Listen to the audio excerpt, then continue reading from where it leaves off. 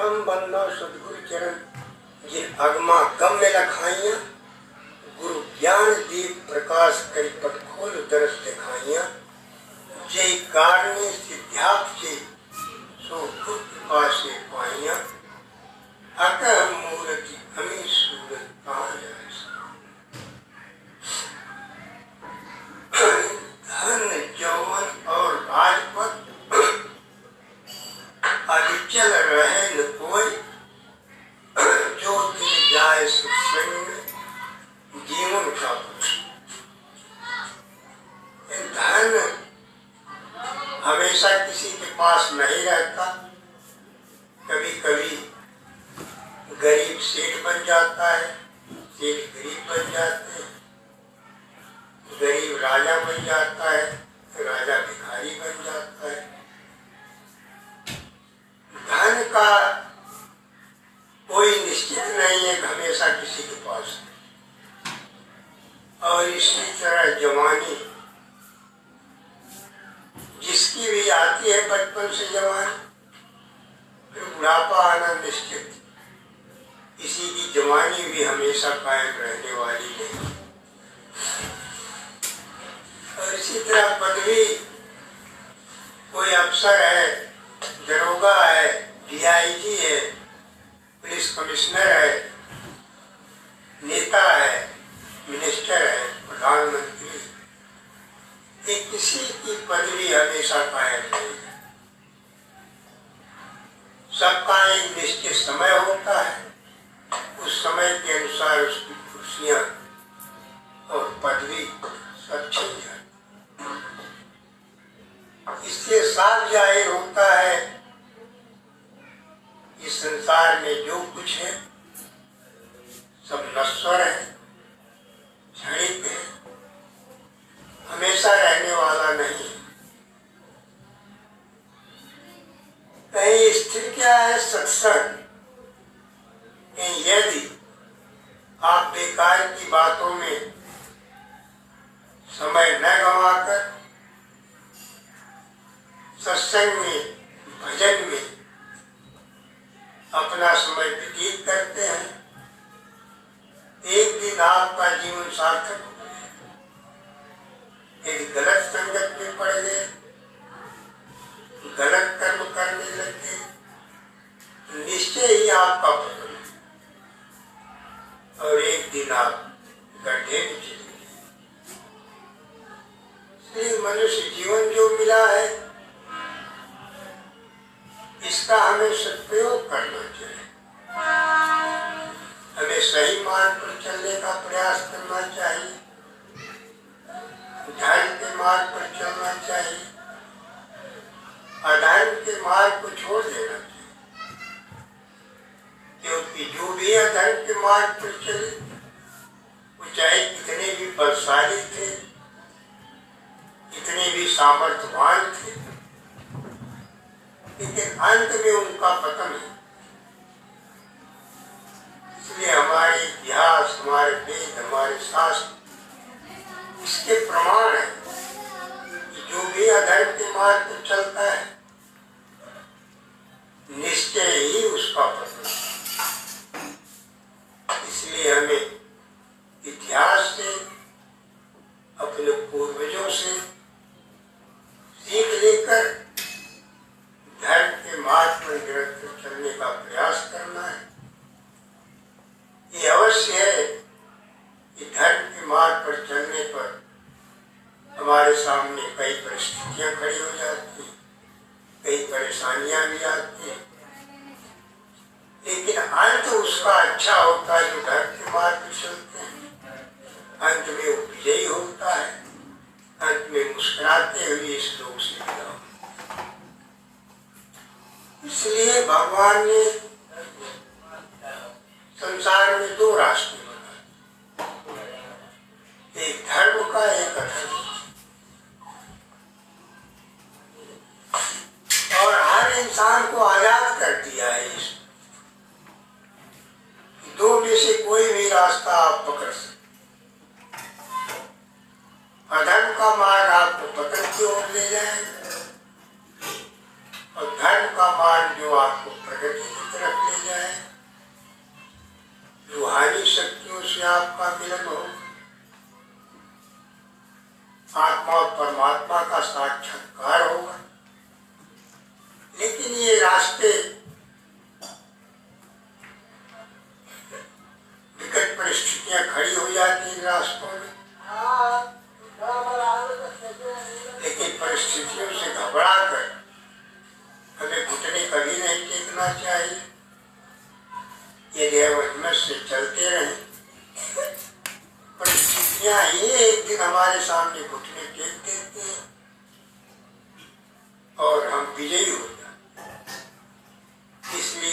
साहब ने कहा है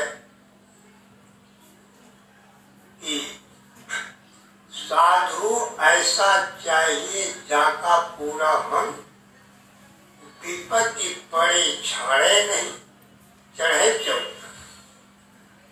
कहे जो वास्तव में भक्त बना है, जो वास्तव में सही मार्ग पर चलना चाहता है, वो कितनी भी परिस्थितियां आ जाए लेकिन अपने भक्ति के मार्ग को नहीं छोड़ता, उस पर अटल रहता है। इसीलिए कभी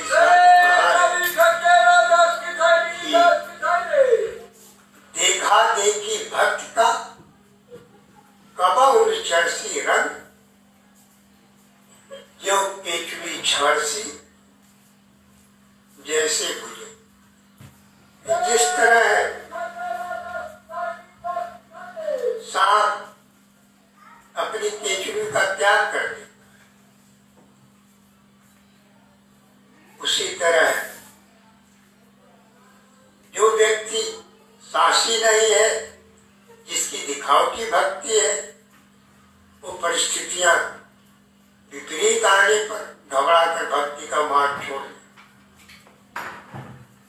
और अंत में काल के गाल में समा जाता है।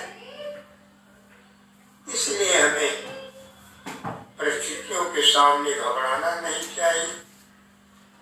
देखिए सुदामा जी के सामने कितनी परिस्थितियां हैं, एक से एक जटिल परिस्थिति। भूखोश हो जाते थे, बीवी बच्चे फटे कपड़े पहनते थे, कभी कभी भूखे सोते थे, लेकिन सुदामा जी ने कभी भी परिस्थितियों के सामने घुटने नहीं। भले भूखे सोए, फटे कपड़े पहने, लेकिन अधर्म का मार्ग उन्होंने कभी नहीं। इसी तरह हमारे बहुत से भक्त हुए जिन्होंने परिस्थितियों के सामने घुटने नहीं टेका, न अपना साहस छोड़ा, और उन्हीं संतों का आज नाम है, उन्हीं का नाम रोशन है, उनका नाम अमर हो गया है, क्योंकि सही मार्ग पर वो चलते रहे। और जो सही मार्ग पर चलता रहेगा, सही दिशा में चलता रहेगा, एक दिन उसको मंजिल अवश्य मिलेगी। इसलिए परिस्थितियों से मत घबराइए, क्योंकि जो सूखी रोटी खाएगा उसको भी एक दिन इस शरीर छोड़ना पड़ेगा। जो रबड़ी, मलाई, हलवा, दूध हर चीजें खाएगा उसको भी शरीर छोड़ना। हरब लो संपदा उदय अस्त लो। तुलसी फिर भी मरण है, आवे तुमने कहा। यदि हमारे पास अरबों खरबों रुपया हो जाए, सूरज जहां निकलता है और जहां डूबता है वहां तक राज्य हो, फिर भी हमारे किस, क्योंकि बुढ़ा जब भी होगा, मरना जब भी हो। इसलिए कबीर साहब ने कहा है कि साईं इतना दीजिए जाने कुटुंब समाज, आप भी भूखा न रहे, संत को भूखा। कहते हे ईश्वर, हे सत्पुरुष, हमें इतना मिलना चाहिए जिससे हमारे परिवार का गुजारा हो जाए और आने जाने वाले संतों मेहमानों का हम स्वागत कर सकें। बहुत दौलत भी होना ठीक नहीं है, क्योंकि बहुत धनवान व्यक्ति पतन का रास्ता पकड़ता है और अंत में गड्ढे में चला जाता है। इसलिए तुलसीदास जी ने कहा है कि जो जल बाढ़ है नाव में घर में बाढ़ है दान, दोनों हाथ उड़ीजिए यह सज्जन को। जिस तरह जल नाव में पानी बढ़ने लगता है, नाव खेने वाला मल्लाह जो है पानी को फट नदी में जल्दी जल्दी उलझता है, क्योंकि जानता है ज्यादा पानी भर गया नाव डूब गया। इस तरह ज्यादा दौलत आ जाए बहुत, उसको गरीबों में, मजदूर में, असहाय में, परोपकार में, संतों की सेवा में लगाने का प्रयास करें, क्योंकि ये धर्म के मार्ग पर हम नहीं लगाते हैं। जिस तरह पानी भरने पर नाव डूब जाती है, बहुत ज्यादा दौलत होने पर हमारी भव सागर की नैया डूब जाए और उसको बचाने वाला कोई नहीं। इसलिए संतोष धन होना बहुत जरूरी है। गोधन, गजधन, बाजधन और रतन धन खान, जब आवे संतोष धन सब धन दूरी। संतोष रूपी धन होना बहुत जरूरी। यदि संतोष नहीं है, हमारे 1 करोड़ होगा, सोचे 5 करोड़ हो जाए, 10 करोड़ हो जाए। यदि हम पूरे पृथ्वी के राजा बन जाए, जब भी यदि संतोष नहीं है, फिर भी हमारी प्यास नहीं बुझेगी, हमारी तमन्ना नहीं खत्म। फिर हम सोचेंगे स्वर्ग के राजा बन, वैकुंठ के राजा, क्योंकि चाह जब तक संतोष नहीं होगा तब तक नहीं मिटेगा। कहीं चाह गई चिंता मिटी, मनुआ बेपरवाह, जिसको कुछ नहीं चाहिए सब साहों का सब। सबका सम्राट कौन है? जिसकी इच्छाएं मिट, जिसने इच्छाओं का दमन कर, जिसकी सारी इच्छाएं समाप्त, जिसको कुछ नहीं चाहिए, वो सम्राटों का सम्राट। जब तक कुछ चाहिए तब तक वो असल सम्राट नहीं है। फकीर, फकीर किसको कहते हैं? फिकर ही सबको खा गई, फिकर ही सबका मूल, और फिकर का फाका करे ताका नाम। सारी दुनिया को, सारे संसार को फिकर खाए, लेकिन फकीर ऐसा होता जो फिकर को ही खा जाए।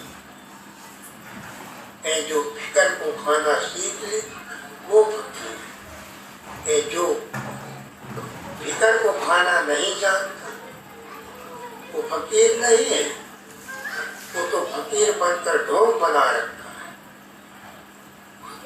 इसलिए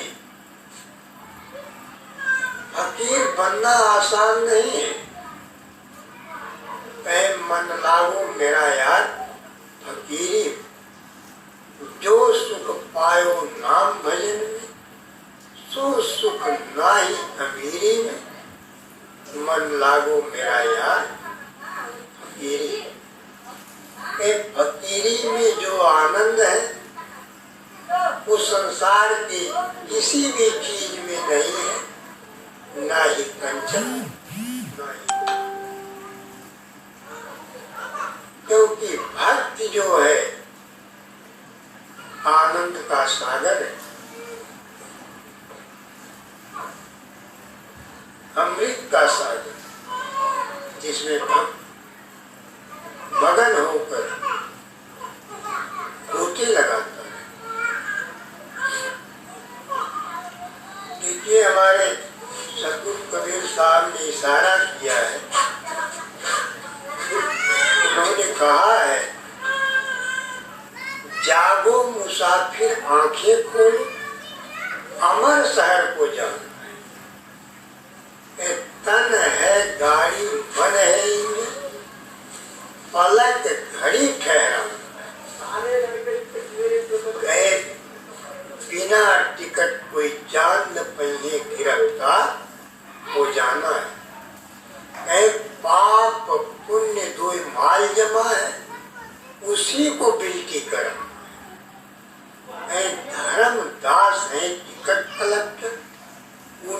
को टिकट दिखाना है, बिना टिकट कोई जान न पाई है, गिरफ्तार हो जाए।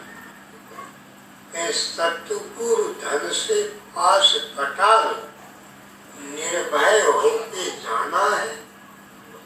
कहे कबीर कोई संत महरमी, बिना टिकट चले जाना है। कबीर साहब ने कहा कि जागो मुसाफिर, हे इंसान जाग जा, क्योंकि मनुष्य का जीवन तुम्हें किस लिए? इसलिए नहीं सिर्फ खाओ पियो मौज करो, बच्चे बनाओ और इस दुनिया से चलो। तुम अमर लोक के निवासी थे। तुम्हें मनुष्य जीवन इसलिए मिला है कि फिर तुम अमर लोक के निवासी हो, जिससे तुम्हारे जीवन और मरण का बंधन हमेशा के लिए कटे। क्योंकि संसार में जन्म लोगों जब भी दुख, माता के गर्भ में तरह तरह के कष्ट झेलते हो, उस नर्क में से निकलने के बाद दुनिया में आओ, फिर यहाँ कई भाई से लड़ाई है, कई पटीदारों से लड़ाई है, कई दुश्मनों से लड़ाई है, कई बीमारी है, कई झगड़े है, कई मुकदमा है, भय है, क्लेश, बीवी से झगड़े, तरह तरह के उलझने और कष्ट जब तक है जिंदगी आती ही रहे। इसलिए हमारे कबीर साहब ने इशारा किया कि तुम अमर लोक के निवासी थे और वहीं जाने के लिए मनुष्य का जीवन। इसलिए वो रास्ता जो अमर लोक में पहुंचा, अमर लोक में, उस रास्ते को जीते जी जानने का प्रयास है। यदि रास्ता नहीं जान पाए, 84 में जाने से आपको कोई रोक नहीं सकता। इसलिए मनुष्य जीवन का दुरुपयोग मत। कबीर साहब ने कहा, पाप पुण्य कोई माल जमा है, उसी को बेटी करो। कि हर मनुष्य के खाते में पाप भी होता, पुण्य भी होता। यही है, किसी खाते में पाप बहुत ज्यादा हो, पुण्य कम हो, किसी खाते पुण्य ज्यादा हो तो पाप कम हो, और किसी के दोनों कम हो। इसी पाप और पुण्य को हमें बिल्टी करा के भेज दे। पाप और पुण्य को राम नाम जड़ी से काट दे, क्योंकि मनुष्य के लिए पाप पुण्य दोनों पे। पाप करेंगे उसको भी भुगतने के लिए भवसागर में आना, पुण्य करेंगे तो उसका फल भोगने के लिए भवसागर में आना। इसलिए कहे पाप पुण्य दोनों है भेड़ी, और एक लोहे एक कंचन। हर इंसान के लिए पाप और पुण्य दोनों पे, इसलिए पाप और पुण्य दोनों को बिल्टी कराकर और इसको उस मालिक के हवाले कर देना है। क्योंकि पाप और पुण्य दोनों को यदि काटने का तरीका, काटने की युक्ति, काटने की विधि हम जीते जी नहीं जान पाए, तो फिर भवसागर के गोते लगाते रहे। धर्मराज है टिकट कलेक्टर, उन्हीं को टिकट दिखा। टिकट हमें किसे दिखाना है? धर्मराज। जैसे ट्रेन में हम चलते हैं टीटी को टिकट दिखाते हैं, बस में चलते हैं कंडक्टर को दिखाते, उसी तरह भवसागर का टिकट किसको दिखाना? धर्मराज। धर्मराज है टिकट कलेक्टर, उन्हें टिकट दिखाना है। अब बिना टिकट कोई जान न पाई है, गिरफ्तार हो जाए। बिना टिकट के अपने धाम में हम नहीं जा सकते। गिरफ्तार कर लिया। सतगुरु धन से पास कटा लो, निर्भय हो गया। यदि अमर लोक में जाने का पास आपने बनवा लिया तो आप निर्भय होके जाएंगे, कोई नहीं। ये पास नहीं है, ये दूत भी रोकेंगे, काल भी आपका रास्ता रोके।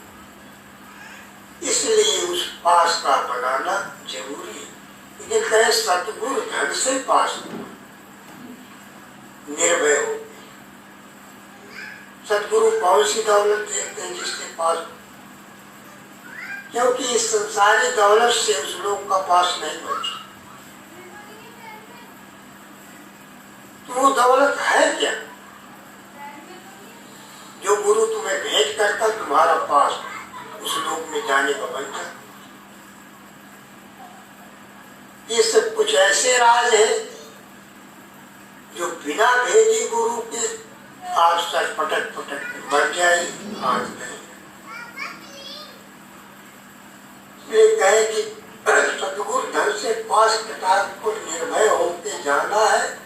कहे कबीर कोई संत महरमी बिना टिकट चले गए।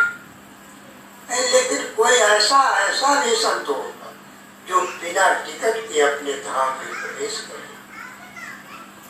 जिस तरह ट्रेन में जाना है, रेल मंत्री होगा, कोई उससे टिकट नहीं पूछे, वो बिना टिकट के चला जाए। उसी तरह संतों में वो कौन सा राज है जो बिना टिकट के भी निर्भय होकर अपने धाम में जाए। ये सब राज हमें कहाँ से मिलते हैं? भेदे गुरु की कृपा से।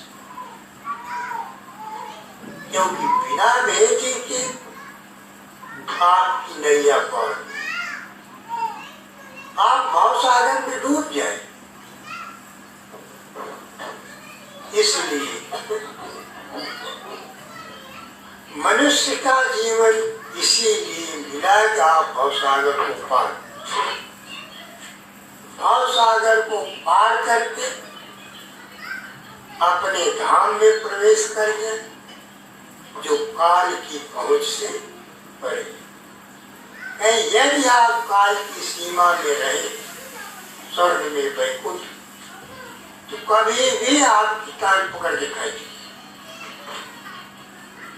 और फिर आप लोक में आ गए, फिर नरक में भी जा सकते, घोर नरक में भी जा सकते।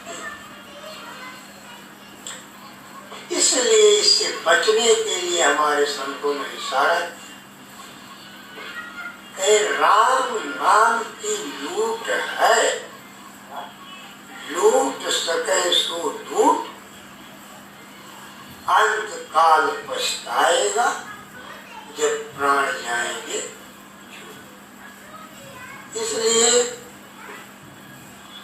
हमें जीते जी उस राम नाम को लूट, उस असल नाम को जानना है जो हमारे जीवन मरण के बंधन को काटने में समर्थ है। इसलिए होशियार होकर जीते जी उस रास्ते को जानने का प्रयास